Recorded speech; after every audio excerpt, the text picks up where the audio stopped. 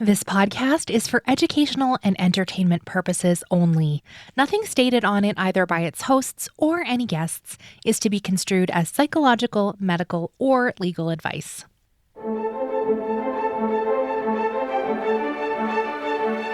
You're listening to Adoptees On, the podcast where adoptees discuss the adoption experience. I'm Haley Radke. Who among us doesn't love a good movie? And how many times have you been watching a film and jump scare, some terrible adoptee trope comes out of nowhere? Today's guest, Alexandra Mann, had that happen one too many times, and what grew out of that all too common adoptee misrepresentation in the media was the Adoptee Film Fest, which is now in its second year, spotlighting adoptee filmmakers telling adoptee stories. Alexandra shares about her personal story as a domestic transracial adoptee from Hong Kong and how therapy preserved her relationship with her adoptive parents after a giant secret came to light. We do have a mention of suicidal ideation in this conversation, so please listen with care. Before we get started, I wanted to personally invite you to join our Patreon adoptee community today over on adopteeson.com/community, which helps support you and also the show to support more adoptees around the world. We wrap up with some recommended resources, a chance to meet in person in New York City in November 2025, and as always, links to everything we'll be talking about today are on the website adopteeson.com. Let's listen in.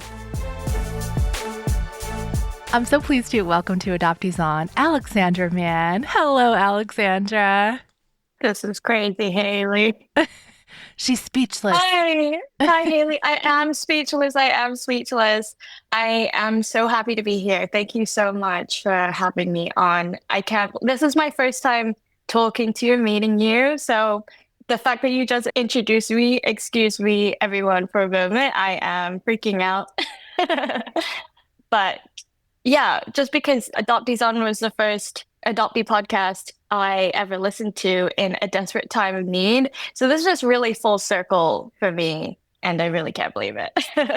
Oh, thank you. I'm so glad the show could be there for you in a critical time. That's amazing. Yeah, no, it really was. My adoptee therapist, and this was like before I had adoptee community. I was out in Hong Kong doing a birth search for looking for my birth mother.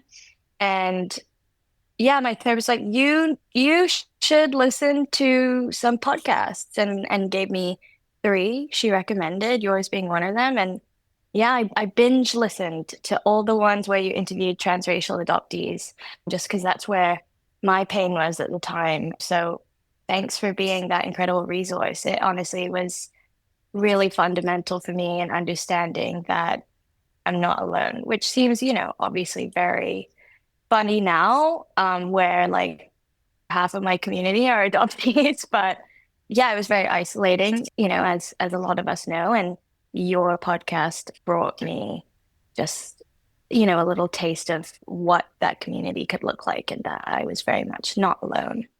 Oh, So well, this is very special. thank you. Thanks for sharing that with me. And thank you for being willing to share your story, because someone else is going to listen to your episode, will be their first episode, and they'll know they're not alone. So that's pretty cool. Let's start there. Do you want to share some of your story with us? Yeah, absolutely. Well, I'm a domestic transracial adoptee from Hong Kong. So basically, let's break that down, because I do think it's kind of rare, at least in my community here in New York. Like, I don't know a single other domestic transracial adoptee from Asia. So essentially, my parents, my mom's like Texan, my dad's from England. They were expats. They lived out in Hong Kong for 35 years. And during that time, they adopted my sister and I. I was adopted at 5 months old and grew up in Hong Kong. I will say that before then, yeah, I've since learned, because I received a letter from my birth mother, or my parents, my adopted parents were given a letter from my birth mother when they adopted me. I didn't find this out until I was like 26. How did you find the letter? My dad and I got into a big fight about BLM that was going on at the time, and he, for some reason, felt like it was relevant to tell me that now. So yeah, I mean, a lot of us as transracial adoptees know that it could be hard, to have these kind of conversations with our parents, and I definitely experienced that for like 5 years, and this was kind of the peak of it at the end of those 5 years. And yeah, he told, even though in my mind, right, those are very separate conversations, and I need to caveat this by saying that that period in life like almost broke my adoptee family apart, but adopted family, sorry. But, having come out of it and come through it, having worked through it with them now, like we all got adoptee therapists. My sister, me, my parents, and 3, 4 years later now, like we are so much stronger because of it. And I don't need it to be, I'm not trying to be like, oh, like this is a story where we were able to work it out because I know that's not the case from with everyone, but we would not be as close for sure if we hadn't had that period. And yeah, so TLDR, me and my dad, we were able to work it out. Honestly, we were really close before that. So it was heartbreaking, absolutely. I felt a lot of betrayal. He knows all this. I think it's very okay to share. Can I ask you, looking back on it, when do you wish they had given you that letter? I wish that it had been, part of the conversation around like when they were first starting to tell me that I was adopted, to normalize it, to normalize my birth mother in my life. I think a lot of people's default is to think, oh, once I turn 18, like even my birth mother in the letter, the first line is, you're now 18 and I am blah, blah, blah. But no, I honestly wish it had, I wish it had been in my life and part of those conversations. Why does it need to be a secret at all? Right? It makes you feel like there needs to be shame around this secret letter, when I wish I had known the information in it all Mhm. along. Like my parents hadn't read it. It was in Chinese before they had given it to me, but it, I don't know, it answered a lot of the questions I had always wondered about my adoption and my past. So yeah, what I think if it had been done that way, some of the anger and the feeling of betrayal like wouldn't have been there. Hmm. So in recent years, you got this, and what did your mother tell you? My birth mother told me that she was 15 when she had me. I That was the only piece of information that I actually knew that my parents had told me about her. Like, right, I had always been told that the reason why you were relinquished was because your birth mother, both my sister and I, separate birth mothers, but we had the same situation where they were teenagers and teenagers shouldn't raise children. And I believe this so much to a point that I remember as a teenager, there was someone in high school, like a couple years older than me and my friends, who got pregnant, and she kept the baby, and I just remember thinking, this is morally wrong, blah blah blah blah blah. If she really loved the kid or herself, she would relinquish them. And obviously, looking back, I'm like, whoa, what the actual hell? But I don't believe that now, obviously. But it was so ingrained into me that this was an act of love, and that because it happened to me, like, and look at all the amazing things that I was adopted into and the love I had, like that this was the right course of action for women in that situation, which is really funny thinking about looking back and sad and sad. But yeah, it she detailed her situation, right? Her and my birth father had been in love since they were 11. And she like, because of the laws in Hong Kong, she like didn't tell anyone about the pregnancy. She did share that she had, sorry, trigger warning, suicidal ideation, and that she really loved me. She told me what my name meant. She told me what time I was born, so now I know I'm a Libra rising. That's so sick. No, but that's like a lot of people don't have that. It right? was, And especially transracial adoptees where they get like the birth window. Like, I think I was born yeah. in this month-long period. The co-star had me down as a Sag before this, so that didn't feel right. But yeah, like apparently the name she gave me, Li Yin Ning, she says that it means growing up safe and sound, which is right, just like obviously is very emotional. But yeah, she says she loved me so much. This was like the hardest thing she'd ever done in her life, and she hopes that she'll be able to see me. Please don't forget about her. She'll always be here. And like you can tell that a 15-year-old wrote this on stationery because the stationery, like the piece of paper it's written on, has like cartoon monkeys and like hearts. And at the top it says, "Come find me if you ever have a problem." I'm sorry, but what? Like that's the only English on the whole letter from that stationery. So yeah, I was absolutely a mess when I received this letter.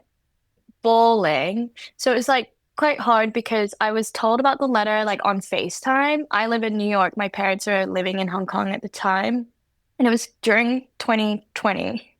So at the end of 2020, right? I learned about this. And then I have to quarantine in Hong Kong in a hotel by myself for 2 weeks before I can like leave and see my mom and dad. And so it was a lot of anticipation. I found out in like late October, and I didn't receive it until I was released from quarantine over Christmas time. So, yeah, it was a lot. Like, I got released at midnight from the hotel and drove home with my parents, who I hadn't been really speaking to that much, like, since they had told me. So it was all very crazy. But yeah, absolute mess bullying.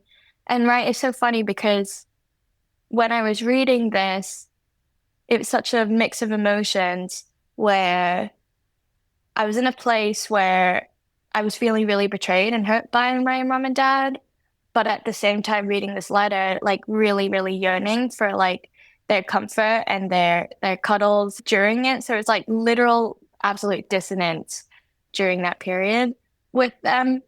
It just, yeah, it felt mind rocking. I feel like my friend Lindsay, she always tells people that when you find out new information about yourself as an adoptee, it feels like you're Peter Pan and Peter Pan has a shadow self Mm. that's kind of separate. Like when you find new information out, you kind of have to like, it takes time, but you have, like, they eventually will sew them together. But, it really feels out of body and like, who, me? You're talking about me? It's hard to put that together. Okay. Are you comfortable talking about how you all got your own therapists? What did that look like? And did you have any sessions where you sort of talked together? Just for folk that lots of people are dealing with hard things Yeah. in relationship with their adoptive parents and often it just goes to like, estrangement. And we don't talk about the what could you do in between to help bridge some of that. Oh my gosh. First off, yeah, you're right. Like it is a very emotional topic. I'm sorry, I'm just looking at your face right now and I'm like, yeah, it's really tough and I so empathize and am there with folks who have this experience. I mean, I'm not sharing this to be like, this is what you should do. I really don't, right? I was in survival mode. I'm looking back and I'm grateful things turned out the way they did, but they very much might have not turned out this way. So I, since I went, when I went left to college, that's when I was a social sciences major. And so I learned about social politics for the first time. Which is not something we talked about in Hong Kong at all. And I never had questioned like my transracial like reality. I very much thought I was white. I knew I wasn't, but like so many of us transracial adoptees think like we in our head sometimes we're white. And I just really rejected a lot of my Asianness, my Chinese-ness, and just like what I didn't want the white people to find out my secret that I was actually Chinese. So by the time I get to college, I'm like, my mind's blasted. I go to one of the most liberal universities in Canada. Like UBC is a public university on the West Coast. Like, so I'm just like, wow, like I'm learning so much. I like become what I think a lot of people in Hong Kong, at least when I would return, called me like in their heads. I was like a social justice warrior to them because I was like, why is no one talking about any of this stuff? And I detail this to say that like I had been in already like a 5 year fight almost with my mom and dad about race and like that, my sister and I being two transracial Chinese adoptees are Chinese, are Asian, are people of color, and what that meant. They were very much initially like racist. I mean, first, there was not conversations they had ever really had, and they struggled to believe that this was our reality. And I felt like really whitewashed by a lot of my community at the time who, I'd heard growing up, like, we don't even see you as Chinese, we don't even see you as Asian, you're normal. Because for context, while I grew up in Hong Kong, we were in the expat community in Hong Kong. Like Hong Kong was a British colony until 96. I was born in 95. So even today, right, that colonial divide between like the more affluent white expats, mostly white, majority white, and like local Hong Kong Chinese people, like it's so separate, or at least it was my reality. Like my parents lived there for 35 years and didn't have a single friend of color, really. So that's what the environment I was having those conversations in. So it was already charged. So by the time I found out about the letter, it was kind of like the last straw, where I I was so mad. So I was at a point where I was so emotional, so angry. So, I felt like I was the one who was they felt maybe I was trying to tear the family apart. I felt I was actually trying to keep the family together by being like, hey, we were trying to have conversations around this. Obviously, my parents felt awful. They knew they had up immediately, right? But also were maybe trying to convey why they had chosen to do what they did, even though they knew they had up. I like need you to see me as Chinese, as Asian. I need you to see me. And sorry. God. And that was like, and that wasn't happening. Like there was just kind of, I felt really unheard. Like I'd send them like articles and things I really would appreciate if they would listen to and read just to understand where I was coming from more, just my life a bit more, and they wouldn't do it. So, right, we just had very vast different perspectives about what I was trying to do. And so I was at a point where I was like, this is too hard for me. Like I felt so safe once with you, but I feel so unsafe. I feel like so triggered. I had stopped kind of going to family friend functions at that time because they're all white communities, and I didn't even feel that safety from my own family, immediate family. So I don't know, it just all felt so hard. So yeah, around the time I got the letter, I kind of was like, I honestly need to walk away, or I feel a desire to. And this is why I say this is not why I don't recommend people doing this. I was just at a point where I just felt like I didn't have any more options. And like I had wanted them to see a therapist or talk to an adoptee therapist, which is like literally an adult adoptee, right? Because they were all coming from me. I was like, in their eyes, maybe their young child who had been radicalized by UBC. I'm kidding. But I just felt like anything I would say like wasn't really getting through or taken seriously. So I just kind of wanted them to speak to someone else, which wasn't they just didn't want to do. Like it was just awkward. It was just silence would happen or like when any of this stuff was brought up. And the fear, I guess that's common in adopted parents, I guess in on their end was really triggered, right? They were like, we can't lose our child. We don't want to lose our child.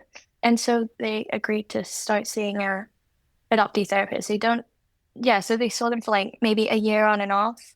My sister also is in reunion now. So that was also going on, I guess, within those couple of years. So a helpful resource for all and changed everything because it went from, I guess, them not trying to, but it felt like to me, it was very dismissive of what I was trying to talk to them about all those years, which I will be honest, ended up in screaming matches most of the time because it was such an emotional thing for me to talk about. And they felt, I guess, looking back, a lot of shame around their ability as a parent, which is not what I was trying to get at all, right? But that's what we were hearing from each other. And so them being able to speak to a therapist allowed them to open up their minds. And I had been the educator in my family for like 5, 6 years at that point. And so it also took that weight off my shoulders.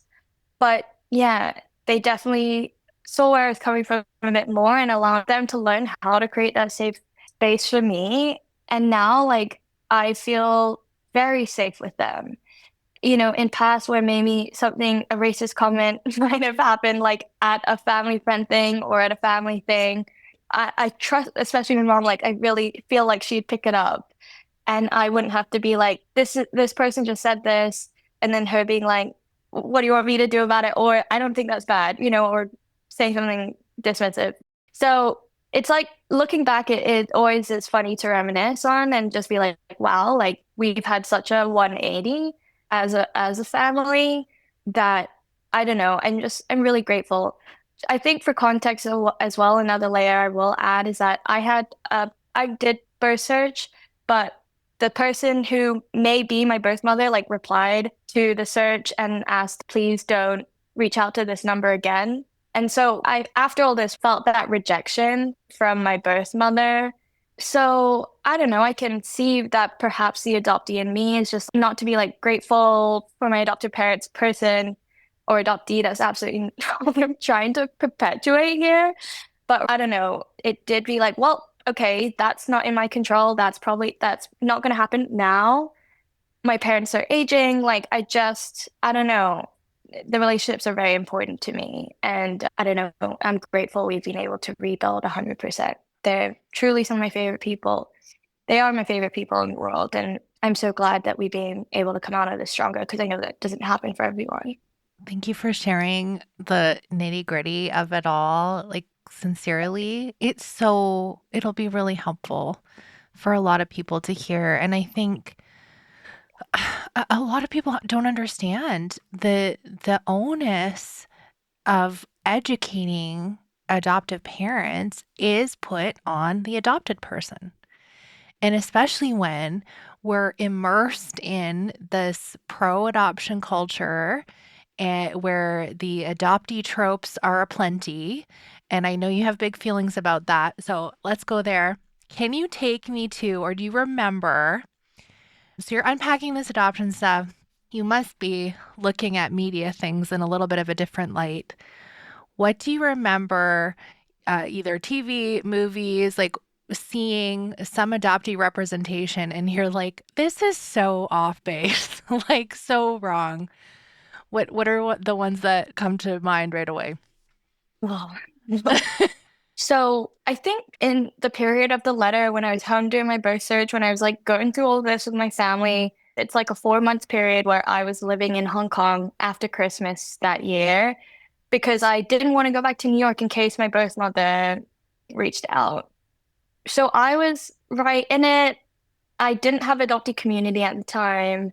I was living at home with my parents and my sister during COVID. So yeah, I was watching TV. I remember I had started this show called The Fosters, and then I was also mid during like This Is Us still airing.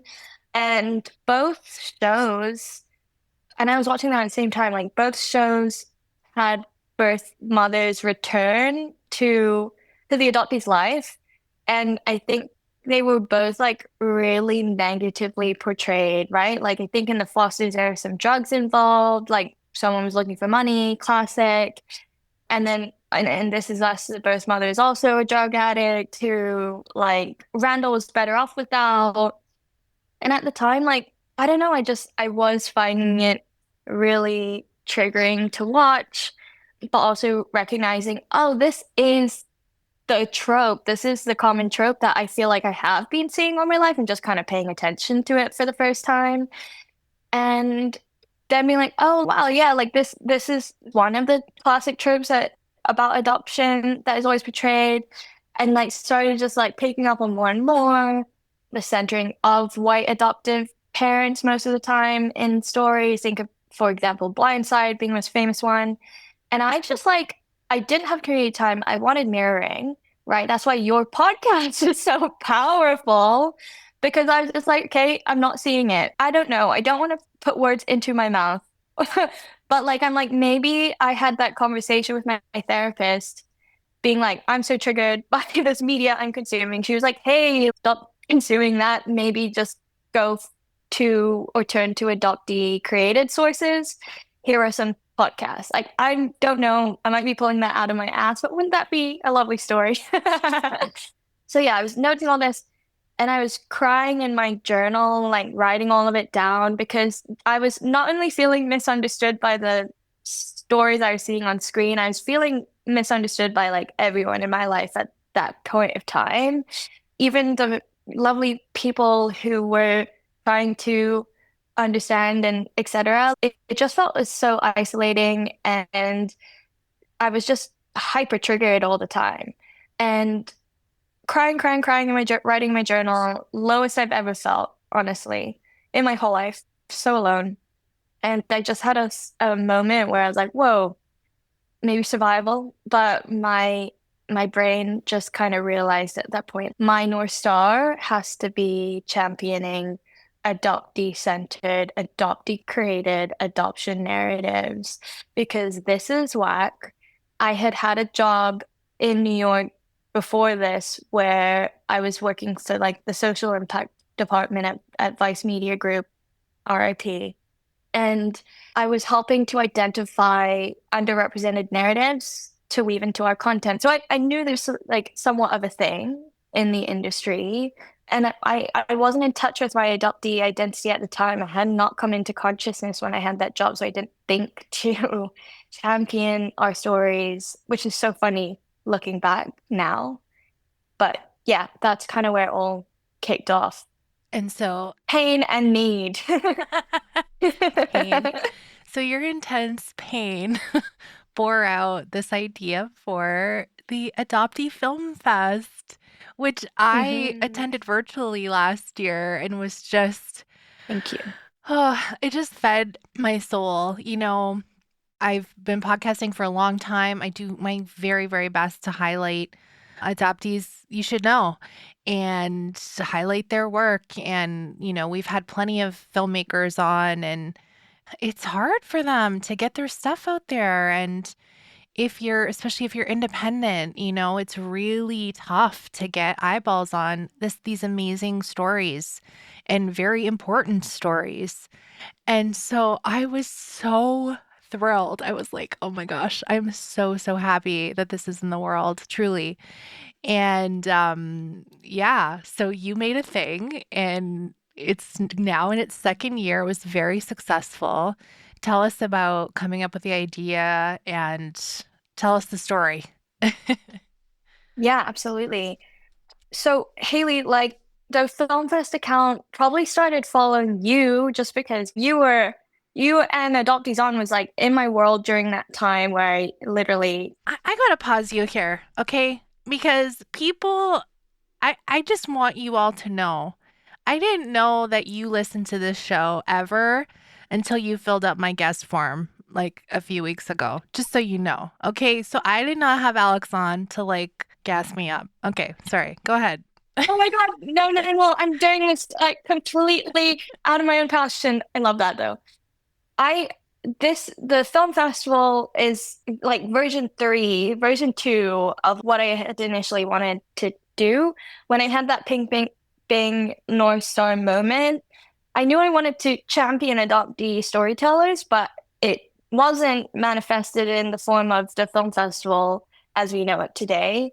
It was just I just wanted to get adoptees in media and entertainment together to just be like, hey, how can we help champion adoptee storytellers, adoptee creators, adoptee filmmakers, writers, like who's in the room with us here? Like who's in the industry? And that project quickly failed, but that's probably the account that followed you. It was the Film Fest Instagram account used to be called the Adoptee Media Collective. Very short-lived, but it's funny, I did meet a couple people on the selection committee back in those days. Like we had like one meeting and then I was quote unquote rejected from my birth mother and completely abandoned the project because I was abandoned. So that was a thing that all happened during these 4 months in Hong Kong. And so I came back to New York. I was very much unemployed. Like I'd been part of a reorg cut at my company. And so I was like unemployed for like 10 months. And so that was the goal. I needed to find a full-time job, but I couldn't let go of like this being a thing that I wanted to do. I will say that after the hearing back from my birth mother, I didn't want anything to do with the project, or I was like, well, if I work on that, I just want to not, nope, later. I was just putting everything away into a box. But the thing that helped me get out of that was my roommate, Lindsay. She's like my best friend. She was my first like adult adoptee friend. And we met each other online on Roomie, which is an app like Tinder for roommates. And she dragged me to my first adoptee event, also known as annual picnic. And I did not want to go. I was like, oh, spiral. I do not want to engage right now. But it felt like I was on drugs when I was there in a good way because I didn't know, like, I just had such a visceral reaction to being in community for the first time. It felt like I was high in a good way. I was like, whoa, didn't know I needed this.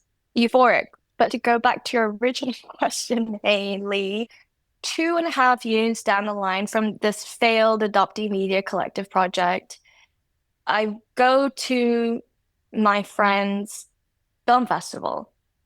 They started the first trans and genderqueer film festival, and they were in their third year at the time. So I went, and I like, this means so much to this community. You could feel it in the room.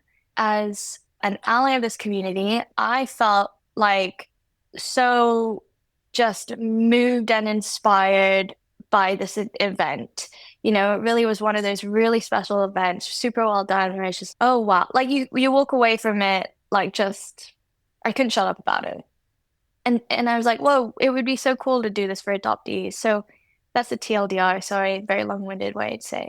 I was inspired by my friend's film festival, but I didn't know anything about film and the industry. So I actually took 2 years to like educate myself, work on some film sets during some periods of unemployment. And yeah, started it like a couple years after that.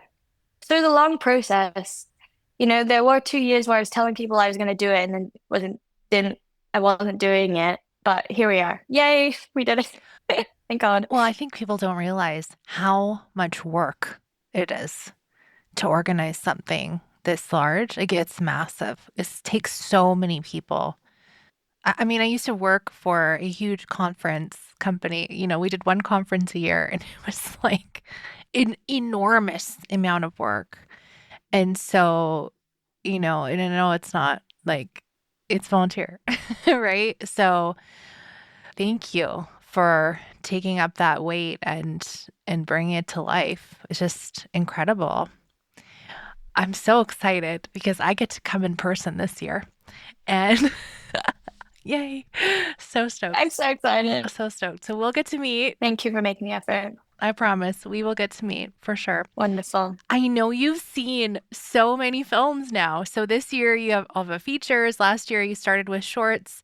And so how many, can you make a estimate if you don't know exactly, how many adoptee shorts have you seen? and features have you seen altogether from all the submissions for a couple years? Yeah, so last year we had 33 short submissions. This year we had 18. So it's 51. We're good at math. Okay, 51 shorts and how many features? Features, we got 8 submissions this year, and it was the first time we did it, so I've only seen those 8, yeah. And have you personally watched? Yes. I've seen everyone, and then everyone on our committees who are assigned like to either shorts or features, they've also watched every single film. That's a lot of screen time. Yes. Yeah. Okay. So, in viewing all of these things, what are you hoping that people will create next? What are the gaps? What's missing? Like, what do you want to see? Oh my God, love that. Love that so much. Well, I think so in terms of like gaps, something that I get really excited about is when someone submits or tells me that they're making a thriller or a comedy.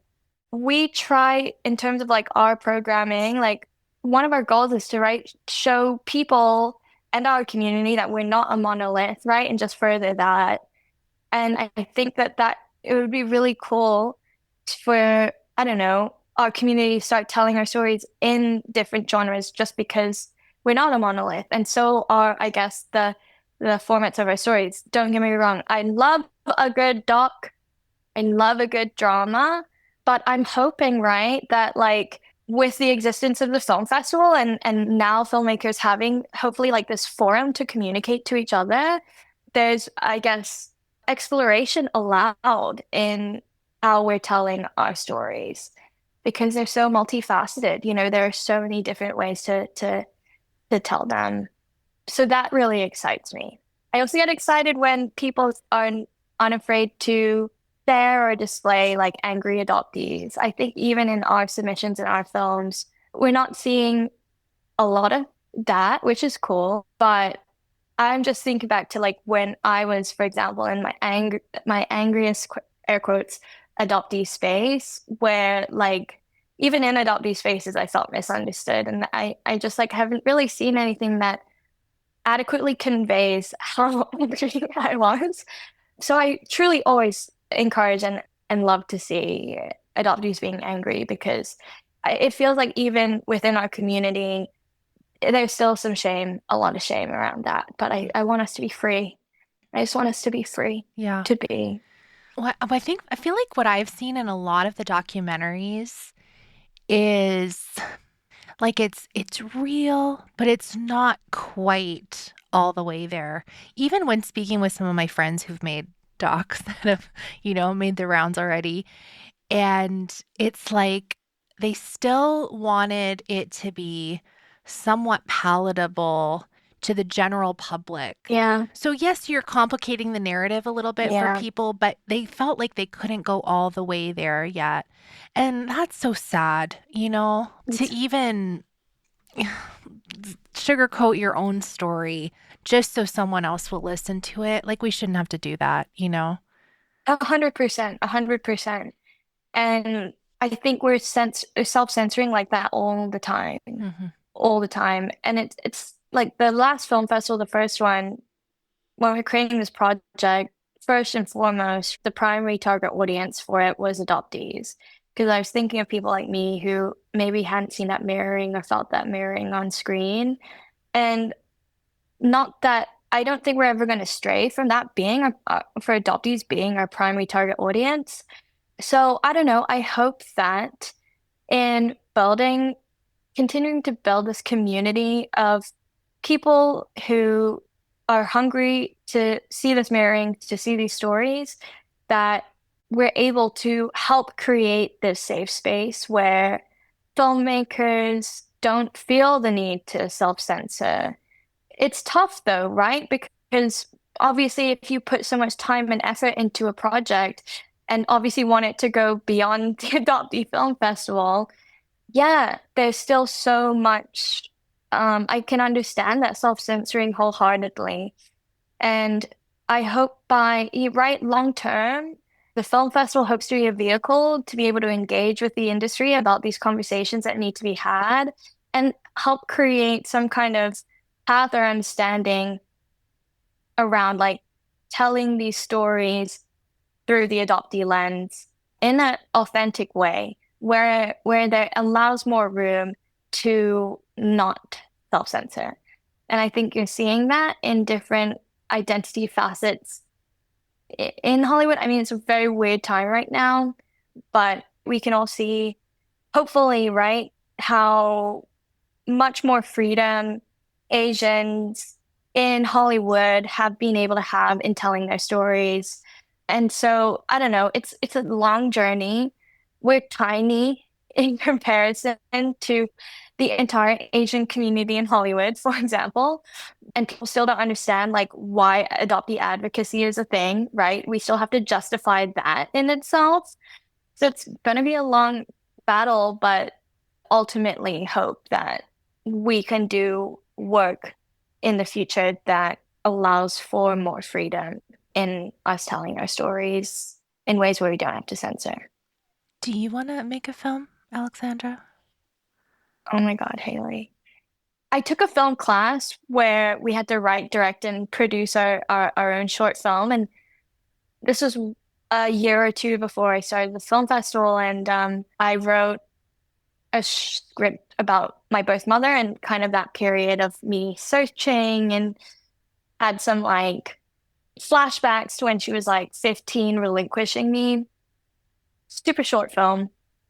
I only was able to shoot like the first opening scene because it was just too fresh for me then. I was still very, very much mid-healing. Not that I'm not always, but like it was so, so raw at the time. And there was definitely a sense in me that just kind of wanted to run away from that project, just like I did with the first adoptee media project I did.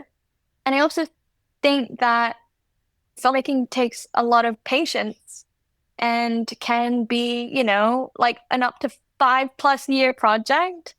And I'm very impatient. Patience is not my middle name. So I don't know. My background's in events.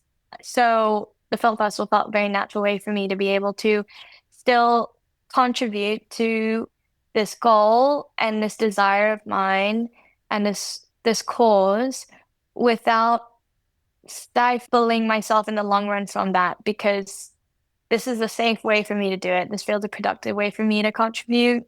Yes, maybe there's a bit of a barrier, but like I also, because I've had that firsthand experience of how tough it was for me to even think of following through on finishing that short film, I just have also the utmost respect for anyone who is able to do, especially people like Crystal who have full-on feature-length films. Like that's insane to me when I can even finish a 5-minute film.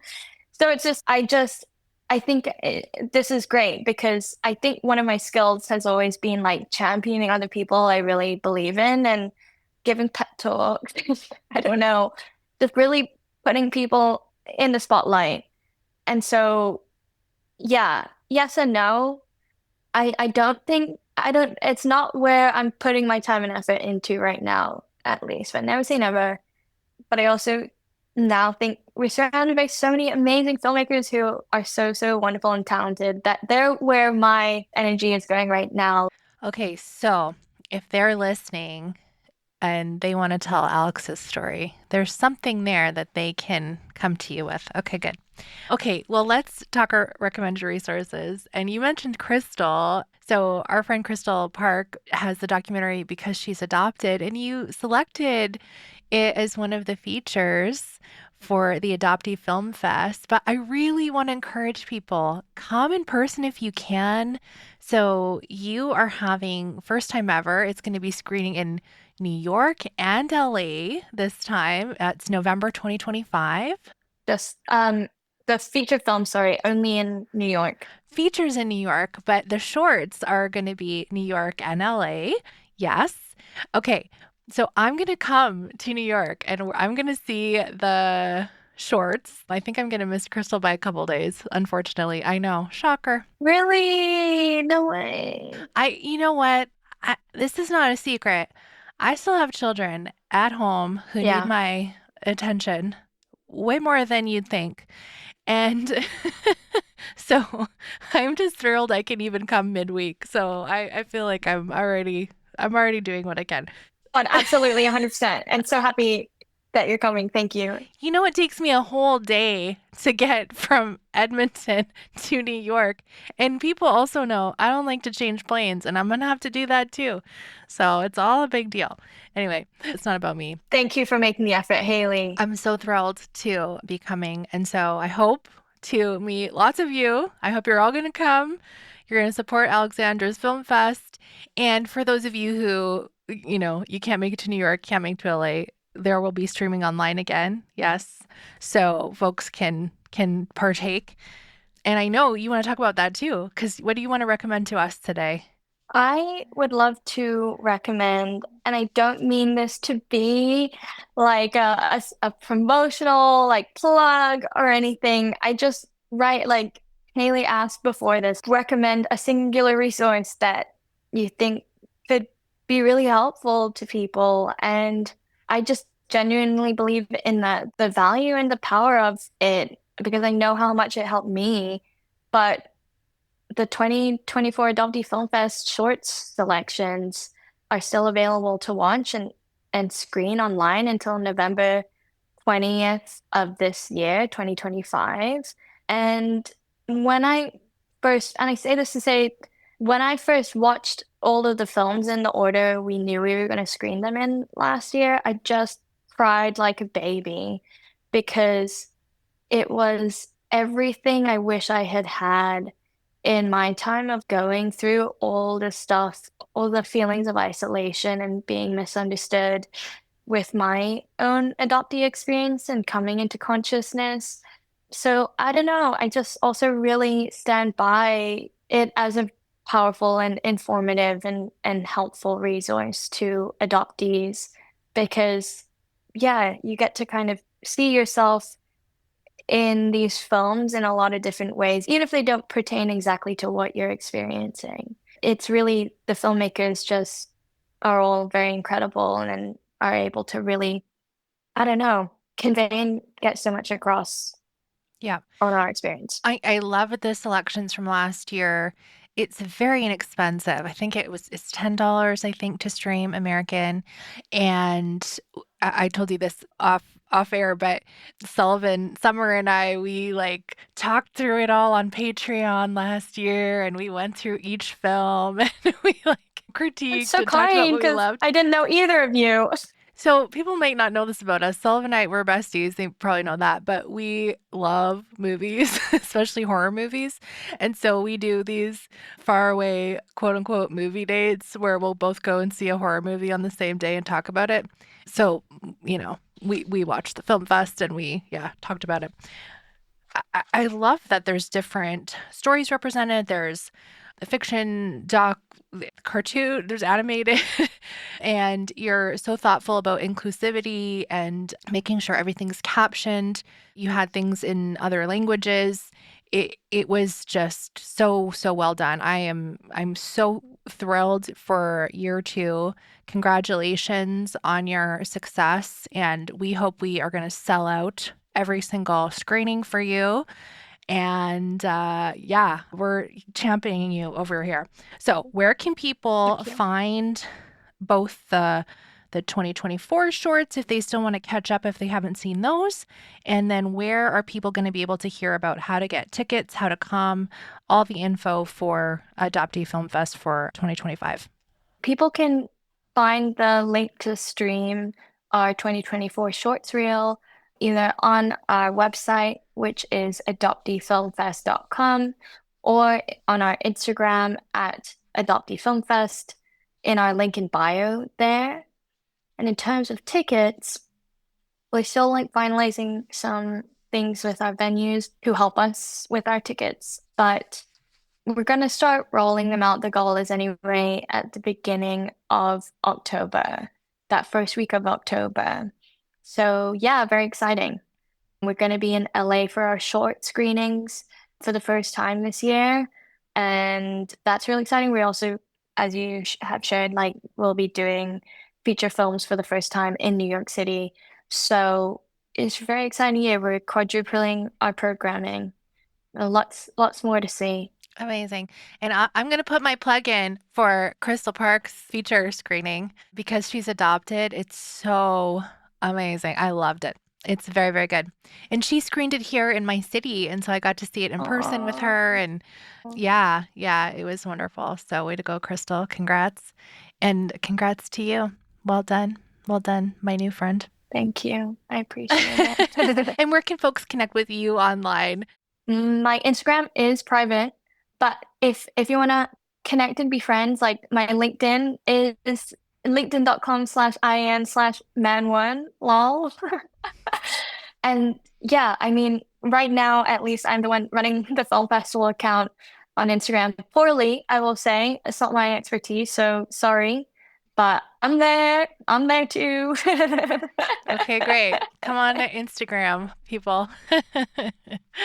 Wonderful. Well, what a delight to get to know you today. Thank you so much for sharing with us. It's just been a real pleasure. Thank you. Okay, friend, here's your chance. If you wanted to hang out in New York City, please come hang out with me. I am going to attend the Adoptee Film Fest. My plan is to be there on Thursday, November 6th, 2025. And our good friend Sullivan Summer here at Adoptees On. Most folks will know her from her multiple appearances on our Adoptees On Patreon. She's also been on the Made Fiend show. You can scroll back and listen to her episode. We'll link it in the show notes. Sullivan is one of my best friends, and she is going to be having a reading and chapbook launch party on November 8th, 2025, which I'm so excited to be attending and cheering her on with that. And we just have like such an exciting week planned. So you have time. We wanted to make sure you had this episode early so you can make your travel plans and come hang out with us. We would love to get to meet you in person and support Alexandra and support Sullivan in their adoptee endeavors. So please come to New York. We would love to have you. If you're not able to, make sure you stream the Film Fest or go in person on another night in LA or in New York, because the more we support events like this, the more they are able to be successful and grow and get adoptee voices out into the broader culture. So please support their initiatives. Thank you so much for listening to Adoptee Voices and prioritizing them.